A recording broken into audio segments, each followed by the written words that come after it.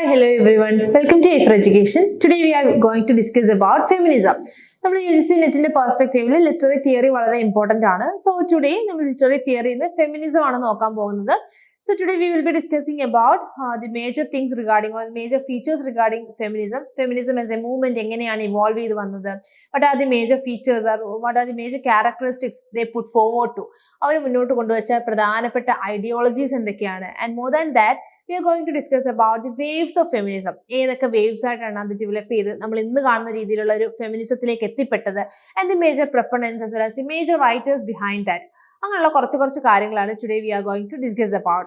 So നമുക്ക് feminism വളരെ നമ്മുടെ കറന്റ് ട്രെൻഡ്സിൽ വളരെ ഡിസ്കസ് ചെയ്യുന്ന ഒരു വേർഡാണ് ഫെമിനിസം എന്ന് പറയുന്നത്. ലിറ്ററേച്ചറിലാണെങ്കിലും സൊസൈറ്റിയിലാണെങ്കിലും ഫിലിമിലാണെങ്കിലും ഓക്കെ എല്ലാത്തിലും നമ്മൾ ഏറ്റവും കൂടുതൽ ഡിസ്കസ് ചെയ്യുന്ന ഒരു വേർഡാണ് feminism. And as you all know it's a women's movement. അതൊരു വിമൻസ് മൂവ്മെന്റ് ആണ്. നമുക്ക് എല്ലാവർക്കും അറിയാവുന്ന കാര്യമാണ് അതൊരു വിമൻസ് മൂവ്മെന്റ് ആണെന്നുള്ളത്. So it's broadly defined as a women's movement which started or which began in 1960s. 1960s അത് ബിഗാൻ ചെയ്യുന്നത്.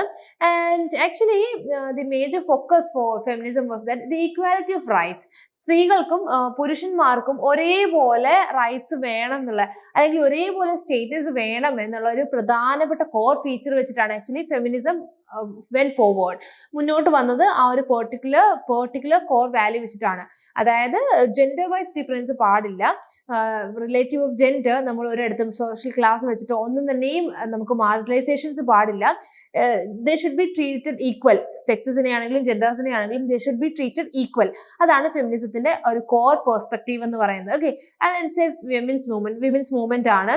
ആൻഡ് ആക്ച്വലി അതുവരെ നടന്നിട്ടുള്ള ഒരുപാട് സ്ട്രഗിൾസ് ഉണ്ട്. ബ്രിട്ടനിലൊക്കെ തന്നെയും ലൈബ്രറീസിൽ ബുക്ക് പബ്ലിഷ് ചെയ്യാനുള്ള ഫ്രീഡം ഉണ്ടായിരുന്നില്ല എന്നത് പോട്ടെ, ലൈബ്രറീസിലൊക്കെ മെമ്പർഷിപ്പ് എടുക്കണമെങ്കിൽ പോലും ഒരു മെയിൽ മെമ്പർ കൂടെ വന്നിട്ടുണ്ടാവണം. എന്നാൽ മാത്രമേ ഒരു ഫീമെയിലിന് അവിടെ മെമ്പർഷിപ്പ് പോലും കിട്ടിയിട്ടുണ്ടായിരുന്ന ഒരു സാഹചര്യം ബ്രിട്ടനിലൊക്കെ ഉണ്ടായിരുന്നു. സോ അങ്ങനെ ഒരുപാട് സ്ട്രഗിൾസിന് ശേഷം ഈ പറഞ്ഞതുപോലെ ഫ്രീഡം ഓഫ് വോട്ടിംഗ് അതൊന്നും ഉണ്ടായിരുന്നില്ല. അങ്ങനെ ഒരുപാട് കാര്യങ്ങളിൽ മാർജിനലൈസ്ഡ് ആയിരുന്നു. ഈവൻ റീസെന്റ് ഒക്കെ ഡ്രൈവിംഗ് സ്ത്രീകൾക്ക് അലൗഡ് ആയിട്ട് കൊടുത്തിട്ടുള്ള നേഷൻസ് ഉണ്ട്. സോ അങ്ങനെയുള്ള ഒരുപാട് സ്ട്രഗിൾസിന്റെ ഒരു കൾമിനേഷൻ, ഒരു പ്രൊഡക്റ്റ് ആണ് ആക്ച്വലി നമ്മളിപ്പോൾ കാണുന്ന ഫെമിനിസം എന്ന് പറയുന്നത്. ആൻഡ് ഫോർമലി നമ്മൾ നോക്കുകയാണെങ്കിൽ ഇറ്റ് ബിഗാൻ ഇൻ 1916 ഇൻ യുഎസിലാണ്. 1960s അത് സ്റ്റാർട്ട് ചെയ്ത് വന്നിട്ടുള്ളത്. And it's based on the notion that women are actually subjugated by men. എല്ലാ ഏരിയാസിലും എല്ലാ അറീനസ് ഓഫ് ലൈഫിലും സൊസൈറ്റിയിലും ഫാമിലിയിലും നമ്മുടെ വീടുകളിലും ഒക്കെ തന്നെയും women are actually subjugated by men. അതിന്റെ ആ ഒരു നോഷനിൽ നിന്ന് അതിന് എഗെയിൻസ്റ്റ് ആയിട്ട് അതിന് റിയാക്ഷൻ ആയിട്ട് വന്നിട്ടുള്ള ഒരു മൂവ്മെന്റ് ആണ് ഫെമിനിസം എന്ന് പറയുന്നത്. സോ നമ്മൾ ഈ പറഞ്ഞതുപോലെ അതിന് എഗെയിൻസ്റ്റ് എന്ന് പറയുമ്പോൾ അതിന്റെ ആ ഒരു അവർ ഉദ്ദേശിക്കുന്ന അവർ പുട്ട് ഫോർവേഡ് ചെയ്യുന്ന ഐഡിയോളജി എന്തായിരിക്കും? ഈക്വൽ റൈറ്റ്സ് എന്നുള്ളതായിരിക്കും. Okay, equal rights as well as status. സ്ത്രീ ആയതുകൊണ്ട് മാറ്റി നിർത്തപ്പെടേണ്ടതില്ല, സ്ത്രീ ആയതുകൊണ്ട് വോട്ട് ചെയ്യാൻ സമ്മതിക്കാത്തതിന്റെ ആവശ്യമില്ല, സ്ത്രീ ആയതുകൊണ്ട് ഡ്രൈവ് ചെയ്യാൻ പാടില്ല, സ്ത്രീ ആയതുകൊണ്ട് അങ്ങനെ വേണം ഇങ്ങനെ വേണം എന്ന് പറയുന്ന എല്ലാ നോഷൻസിനും എതിരായിട്ട് വന്നിട്ടുള്ള റിയാക്ഷൻ ആക്ച്വലി ഫെമിനിസം എന്ന് പറയുന്നത്. And their motive was to eliminate patriarchy. ഒരു മെയിൽ സെന്റേർഡ് സൊസൈറ്റി എലിമിനേറ്റ് ചെയ്യുക. അതുപോലെ തന്നെ നമ്മൾ കാണുന്ന എക്സ്പീരിയൻസസ് എല്ലാം തന്നെ ഇപ്പോൾ കാണുന്ന സൊസൈറ്റി എല്ലാം തന്നെ റീകൺസ്ട്രക്ട് ചെയ്യുക. വിമൻസ് എക്സ്പീരിയൻസ് വിമൻ തന്നെ എഴുതുക, വിമന്റെ എക്സ്പീരിയൻസ് വിമൻ തന്നെ പറയുക. അല്ലെങ്കിൽ women should have equal status as that of മാനുള്ള അതേ സ്റ്റാറ്റസ് സൊസൈറ്റിയിലും വീട്ടിലും പ്രൊഫഷനിലും അക്കാഡമിക്സിലും എല്ലാം തന്നെയും കിട്ടണം എന്നുള്ള ആ ഒരു നോഷന്റെ പുറത്ത് വന്നിട്ടുള്ള ഒരു മൂവ്മെന്റ് ആണ് ആക്ച്വലി ഫെമിനിസം എന്ന് പറയുന്നത്. സോ അവിടെ ഇമ്പോർട്ടന്റ് ആയിട്ട് വരുന്നത് നമുക്ക് വരുന്നതെന്ന് വെച്ച് കഴിഞ്ഞാല് നമുക്ക് വരുന്ന മറ്റൊരു കാര്യം എന്ന് പറയുന്നത് യുഎസിൽ 1960s അത് സ്റ്റാർട്ട് ചെയ്യുന്നത്. സോ അതിന്റെ പ്രൊപ്പണൻസ് ആയിട്ട് വരുന്ന കുറച്ച് റൈറ്റേഴ്സിനെ നമുക്ക് ഇവിടെ പരിചയപ്പെടാം. Starting with Mary Wollstonecraft. So Mary വോൾസ്റ്റൺക്രാഫ്റ്റിനെ നമുക്ക് ഏറ്റവും കൂടുതൽ അറിയാവുന്ന വർക്കാണ് vindications of the rights of women with structures on political and moral subjects. Actually vindications of the rights of women എന്നുള്ള ആ ഒരു ഷോർട്ട് ടേമിലാണ് it's very much familiar about, published in 1792. അപ്പൊ 1960s വന്ന് അതിന്റെ ഒരു ഫുൾ ഫ്ലെജ്ഡ് ഫോമിലേക്ക് വരുമ്പോഴത്തേക്ക് ഒരുപാട് റൈറ്റിംഗ്സും ഒരുപാട് സ്ട്രഗിൾസിന്റെ ഒക്കെ കൾമിനേഷൻ എന്ന് പറഞ്ഞു. Starting with the vindications of rights of women. അതിലാണ് ആക്ച്വലി നേഷനിൽ വിമൻ എസെൻഷ്യൽ ആണ്. അതുപോലെ തന്നെ ഗോഡ് രണ്ടുപേരെയും ഈക്വൽ ആയിട്ടാണ് ക്രിയേറ്റ് ചെയ്തിരിക്കുന്നത്. അല്ലാതെ സ്ത്രീകളെ താഴേക്കും പുരുഷന്മാരെ മേളിലേക്കും അങ്ങനെ ഒരു നോഷൻ അല്ല ക്രിയേറ്റ് ചെയ്തിരിക്കുന്നത്. ഗോഡ് ക്രിയേറ്റഡ് ദം ഈക്വൽ എന്നൊക്കെയുള്ള ഒരു ഐഡിയോളജി പറഞ്ഞു വെച്ചൊരു ടെക്സ്റ്റ് ആണ് vindication of the rights of women എന്ന് പറയുന്നത്. വിമൻസ് എഡ്യൂക്കേഷൻ, അന്നത്തെ കാലത്ത് പ്രൊഫഷൻ എന്നുള്ളത് പോട്ടെ, എഡ്യൂക്കേഷൻ മിനിമം എഡ്യൂക്കേഷൻ പോലും സ്ത്രീകൾക്ക് കിട്ടിയിട്ടുണ്ടായിരുന്നില്ല. സോ അതിനൊക്കെ സപ്പോർട്ട് ചെയ്ത് വന്നൊരു വർക്ക് കൂടിയായിരുന്നു ഈ ഒരു vindications of the rights of women എന്ന് പറയുന്നത്. ആൻഡ് അതുപോലെ തന്നെ ഒരുപാട് മെയിൽ റൈറ്റേഴ്സിനെ അതിൽ ഡിസ്കസ് ചെയ്യുന്നുണ്ട്. മിൽട്ടൺ പോപ്പ്, റോസോ പോലുള്ള ഒരുപാട് മെയിൽ റൈറ്റേഴ്സിനെ അതിൽ ഡിസ്കസ് ചെയ്യുന്നുണ്ട്. And actually she also discusses about അന്നത്തെ കാലത്ത് ഫ്രഞ്ച് അല്ലെങ്കിൽ ഫ്രാൻസിലൊന്നും വിമൻ എഡ്യൂക്കേഷൻ കൊടുക്കുന്നില്ല. And women are only consider to be the trade items for marriage. മാരേജിൽ അല്ലെങ്കിൽ മാരേജ് എന്നുള്ള ഇൻസ്റ്റിറ്റ്യൂഷനിലേക്ക് സെല് ചെയ്യാൻ പറ്റുന്ന ഒരു ഐറ്റം അല്ലെങ്കിൽ ഒരു ട്രേഡ് പ്രൊഡക്റ്റ് എന്നുള്ള രീതിയിൽ മാത്രമാണ് വിമനെ കൺസിഡർ ചെയ്തിട്ടുണ്ടായിരുന്നത്. സോ അവർക്ക് ഡൊമസ്റ്റിക് എഡ്യൂക്കേഷൻ കിട്ടണം, അല്ലെങ്കിൽ ദേ ഓൾസോ നീഡ് പ്രൊഫഷൻ, അവർ വീട്ടിൽ ഡൊമസ്റ്റിക് ലൈഫിൽ മാത്രം മാർജിനലൈസ് ചെയ്യപ്പെടേണ്ടവരല്ല തുടങ്ങിയുള്ള നോഷൻസ് ആണ് actually vindications of the rights of വിമനിൽ. Seminal work which discusses about അല്ലെങ്കിൽ ബിഗിനിങ് വർക്ക് ആണ് ഇതൊക്കെ. ഇങ്ങനെയുള്ള കാര്യങ്ങളൊക്കെ ഡിസ്കസ് ചെയ്യുന്ന ഹു പ്ലീഡ്സ് ഫോർ വിമൻസ് റൈറ്റ്സിന് വേണ്ടിയിട്ട് പ്ലീഡ് ചെയ്തിട്ടുള്ള ബിഗിനിങ് വർക്ക് ആണ് ആക്ച്വലി ഈ ഒരു മേരി വോൾസ്റ്റൺക്രാഫ്റ്റിന്റെ vindication of the rights of women എന്ന് പറയുന്നത്. So now we are moving to first wave feminism. നമ്മൾ നേരത്തെ പറഞ്ഞ പോലെ തന്നെ ഒരുപാട് വേവ്സ് ഉണ്ട്. സോ ഫസ്റ്റ് വേവ് ഉണ്ട്, സെക്കൻഡ് വേവ് ഉണ്ട്, and we are beginning with first wave feminism. So actually 19th സെഞ്ചുറിയിലും 20th സെഞ്ചുറിയിലും ഒക്കെ യുകെയിലും യുഎസിലും സ്റ്റാർട്ട് ചെയ്തിട്ടുള്ളതാണ് ഫസ്റ്റ് വേവ് ഫെമിനിസം എന്ന് പറയുന്നത്. ബിഗിനിങ് സ്റ്റേജ് ആണ്. ഓക്കെ, ഏർലി 20th സെഞ്ചുറിയിൽ ഈ പറഞ്ഞ പോലെ 19th അതുപോലെ തന്നെ ഏർലി 20th സെഞ്ചുറിയിലും യുഎസിലും യുകെയിലും ഒക്കെ സ്റ്റാർട്ട് ചെയ്തിട്ടുള്ളതാണ് ഫസ്റ്റ് വേവ് ഫെമിനിസം എന്ന് പറയുന്നത്. And actually they always prefer officially mandated inequalities. അതിനാണ് ആക്ച്വലി അവർ ഫോക്കസ് ചെയ്തിട്ടുണ്ടായിരുന്നത്. അതായത് ആ ടൈമിൽ സ്ത്രീകൾക്ക് പ്രോപ്പർട്ടി റൈറ്റ്സ് ഇല്ല, ചാറ്റൽ മാരേജ് ഒക്കെ വളരെ എസ്റ്റാബ്ലിഷ് ആയിട്ട് നിൽക്കുന്ന സമയമാണ്.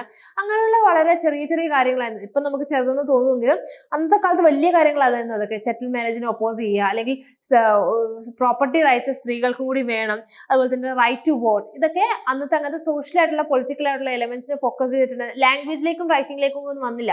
അവരുടെ സൊസൈറ്റൽ സ്റ്റേറ്റസ് ഉറപ്പാക്കുന്ന രീതിയിലുണ്ടായിരുന്ന പോളിസീസ് ആയിരുന്നു they put forward to. And they oppose to chattel marriage, they need domestic education, they need the right to vote. അങ്ങനെയുള്ള ചെറിയ ചെറിയ കാര്യങ്ങളായിരുന്നു അന്നത്തെ അല്ലെങ്കിൽ ഫസ്റ്റ് വേവ് ഫെമിനിസത്തിൽ വന്നിട്ടുണ്ടായിരുന്നത്.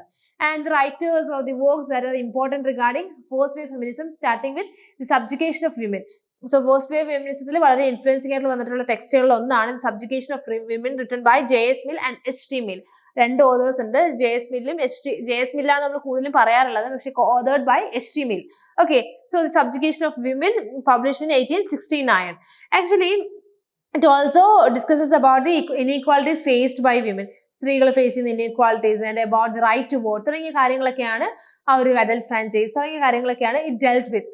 ആൻഡ് അതുവരെ ഉണ്ടായിരുന്നൊരു ബിലീഫ് ഉണ്ടായിരുന്നു റൈറ്റ് ടു വോട്ട്. കാരണം സ്ത്രീകൾ വോട്ട് ചെയ്യേണ്ട ആവശ്യമില്ല, ദേ ആർ ലെസ് കേപ്പബിൾ, അവർക്ക് അതിന്റെ ആവശ്യമില്ല, ദേ didn't have any kind of identity, അവർക്ക് ഐഡന്റിറ്റി ഇല്ല, അവർക്ക് ഈ പറഞ്ഞ പോലെ ഫ്രീഡം ഓഫ് തോട്ട് അല്ലെങ്കിൽ അവർക്ക് ഒരു ഡിസിഷൻ എടുക്കാനുള്ള കേപ്പബിലിറ്റി ഇല്ല തുടങ്ങിയ കാര്യങ്ങളിലേക്ക് ഒപ്പോസ് ചെയ്ത് ക്രിട്ടിസൈസ് ചെയ്ത് വന്നിട്ടുള്ള ഒരു വർക്കാണ് regarding the subjugation of women. So ഒരു ഇൻഡിവിജ്വൽ ഡെവലപ്മെന്റിന് വേണ്ടിയിട്ട്, സൊസൈറ്റൽ ഡെവലപ്മെന്റിന് വേണ്ടിയിട്ട് വിമൻ ആർ ഈക്വലി ഇമ്പോർട്ടന്റ് എന്നുള്ളതാണ് ദി സബ്ജുഗേഷൻ ഓഫ് വിമനിൽ JS മില്ലും HT മില്ലും പറഞ്ഞു വെച്ചിട്ടുണ്ടായിരുന്നത്. Okay, so this is about the subjugation of women. First wave ഫെമിനിസത്തിൽ വളരെ ഇമ്പോർട്ടന്റ് ആയിട്ട് വരുന്ന വർക്കാണ് ഈ ഒരു സബ്ജുഗേഷൻ ഓഫ് വിമൻ എന്ന് പറയുന്നത്. So now coming to the next one, the seminal work for the Bible of feminism. നമ്മൾ ബൈബിൾ ഓഫ് ഫെമിനിസം എന്നുള്ളതാണ് എ റൂം ഓഫ് വൺസോണിനെ പറയുന്നത്.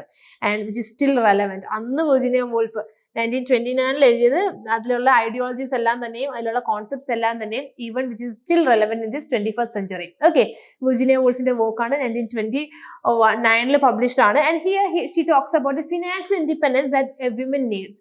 And here she talks about if Shakespeare had a sister.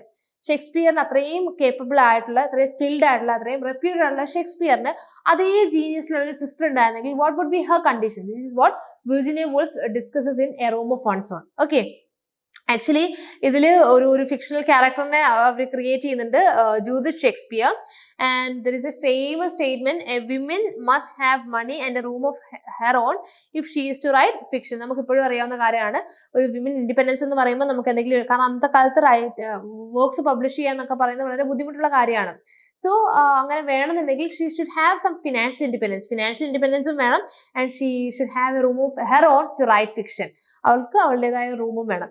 So if in case William ഷേക്സ്പിയറിന് ഒരു sister ഉണ്ടായിരുന്നെങ്കിൽ, having the same genius as of Shakespeare, she would have Virginia Woolf asked that if she would get the same reputation as Shakespeare. Shakespeare അതേ reputation കിട്ടുമോ എന്നുള്ളതാണ് ചോദിച്ചിരിക്കുന്നത്. And she also analyzes the previous or the former women writers of the age.